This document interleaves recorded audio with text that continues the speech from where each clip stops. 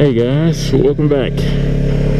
So I want to talk about something that's real close to me, something that we normally want to avoid and that I'd wish that everyone could avoid, but that's not necessarily the case, and that is depression. So how it felt for me and how I managed to deal with it. It's not necessarily a way out, as there are many different forms of depression and many different reasons why people can be depressed, and also several different methods for treating it. And for some it's something that you perhaps cannot treat. It's more so of a survival. You have to deal with it and survive with it as best as you can. But anyways, well, first off, I will say that along those lines that this is how it was for me, and I'm aware that there are people who've had struggles a lot worse than mine. So this is not how it's going to be for everyone, and there's no fix or anything that I can offer you. But anyways, so I think the things for me started brewing around middle school. It was a lot of the things that built up around that point in time in my life. Were very small things. Of course, I wasn't thinking about them then because I had so many distractions around. I had pretty close friends, and I played a lot of video games and things that just sort of helped me escape from reality in a way. But I think things started building up around then. It was the name calling, it was the feeling unpopular, it was the thought that I'd pretty much always be to myself, and actually being told once that I was alone and that nobody wanted me because I was basically unpopular. Which, of course, looking back, those are little things that I would tell anyone. Don't worry about that. It doesn't really matter at that point in time in your life. And popularity, it doesn't really matter anyway. But back on the subject, those things got to me, and they probably would to anyone at that point in time in their early life.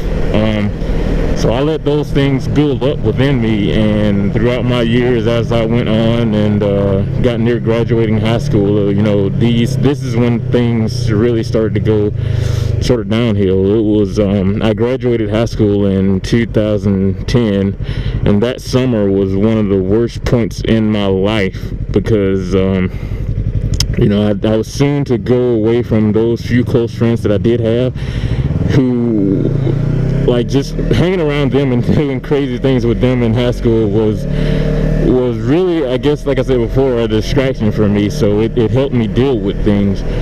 But I wasn't going to be around them that much more. I was going to go around a lot of people that I didn't really know, and for me, I think the main core of my depression was the feeling of being alone. And I was in a relationship at that point in time, but there's this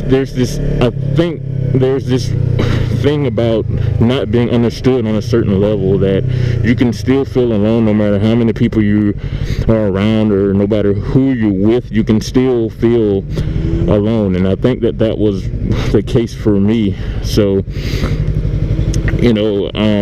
right after I graduated, that's when things got the worst. That fall, my first semester of college, as those months went by, it was very rough. I found myself once. There's a nail on the road. I want to get it, but there's cars behind me.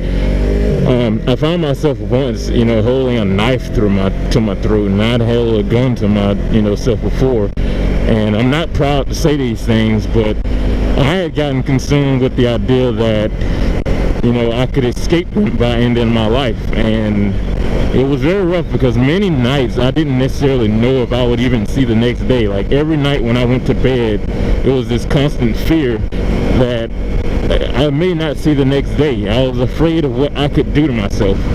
That was the main thing. I was afraid of what I could do to myself. And it got to a point where I was asking people, was there any good way to get out of life? And ultimately there's no, I guess there isn't. That decision to end my life would have been it actually would have been the worst decision I could have made. And I'm going to say this, but I'm going to say this lightly. I think it's the worst decision anyone can make because, as I found out later, things things could change. But I feel what held me on, one of the main things that held me on was I started thinking about the people I would leave behind. You know, sure, I felt alone, I felt isolated, I felt that I wasn't understood, I felt so many things had happened to me, or the things that did happen to me, I felt that they were unfair. You know, there were several things that went on that I felt were unfair. And you know, we all handle things differently. What was small to me may be big to someone else, and what was you know, what the things that I've gone through, anyone else could have handled them possibly easy, you know. But you know, that wasn't the case for me. I will say that I'm a bit of an emotional guy. Certain things can get to me, and they can weigh a lot on me. I think a lot. Like, every day is constantly thinking, and this is sort of bad when you're in a state of depression. Just constantly thinking, you're wondering a way out, or your mind is just overloaded with thoughts, and you know, sometimes you just want that to end. And one of the common ways of ending that is the idea of ending your life. But like I said, I would not recommend that. So as time went on, this started to change, and I found myself around 2012.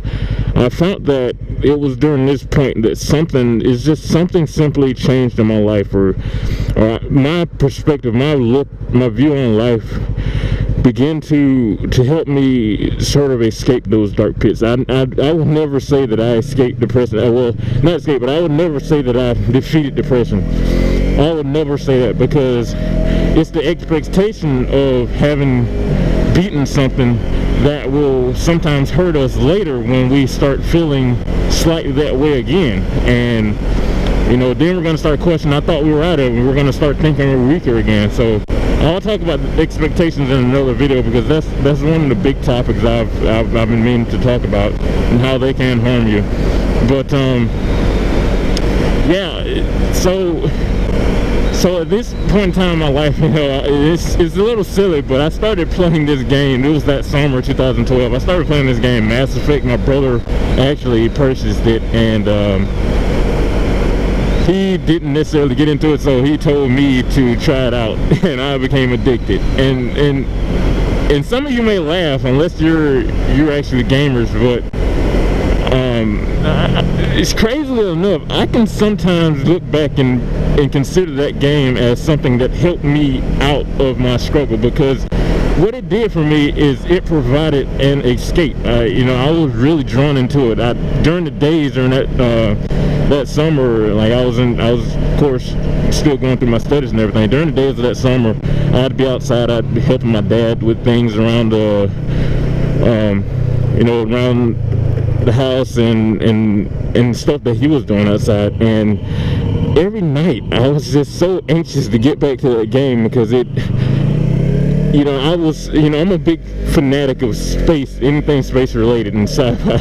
So that game, it simply helped me escape, and that escape was really what I needed. So fast forwarding a little bit, you know, after that summer was over, I felt like weight had been lifted off my shoulders for some reason. I wasn't really sure, but I felt better.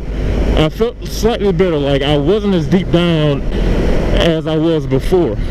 And you know, later on that year, there was something that I pondered about a good bit, and that was my care for other people. And I began to wonder if it was my care that had hurt me so much up until that point in my life, that it had also played a role in me being depressed in the first place. It was the care and being deceived. And you know, that I thought about it a little bit later, and I was like, well, I can still care for people, but I just have to make sure that I care for myself. I have to make sure that I'm smart for myself. And you know, I at one point actually considered not caring about other people. I thought that was a strength, that I thought that would contribute towards strength in my life, but you know, I realized that wasn't necessarily the way to go. But yeah, so the whole thing sort of, that was sort of the last point in depression for me. Not point where I had escaped it, but it was the last significant point. It was the last significant stage that year, I think, was my transition in life. And like I said, I will never say that I beat depression. I'll never say that I fully defeated it or anything like that. I will never say that. I will simply admit that I am not at a certain point. I am not at the darkest points of my life anymore. That's how I will say it. I will not let expectations destroy me down. But anyways, guys, that's really all I wanted to talk about. I'm gonna talk a little bit more on this subject in another video, but that was sort of a general overview of how depression was for me. And anyone else that are going through this, one of the main things you have to realize, like I said, for me, the feeling of being alone was a big thing that hurt me, a big thing that held me down. But one of the things you have to realize is that you're not alone, that other people are going through the same exact thing. And like I said before, of course, it may be on a different level. Don't fully look for people to understand you in that aspect, because sometimes if you do, you'll be disappointed, and that also goes to expectations. So one thing is, like I said, to know that you're not alone in this, and to know that there are other people out there who have gone through the same thing, other people out there who have gotten through it, and be confident in yourself and know that you can get through it. All you have to do is just hang on for another day, continue for another day. Don't give up. You can make the biggest mistake of your life by ending your life, when tomorrow or next week, next month, or maybe a year or two from now, it won't be it won't always come exactly when you want it, but at any point in time, your life can change. Whatever it was that was the core of your depression, perhaps it will come, or perhaps it will exit your life, or perhaps there will be some key that enters your life that can help you get through it and help resolve it for you. So, whatever your methods are, continue to push forward. And I will, like I said, I will talk a little bit more in depth about this and sort of other things that helped me got through it, and how I managed it in my life as well. So anyways, I hope you'll stick around. I'm going to talk about this a little bit more in another video, like I said, and stick around for more content, guys. If you like the videos, go ahead and hit the like button, subscribe, and stay tuned for more. I'll see you next time on A Tidbit of Life.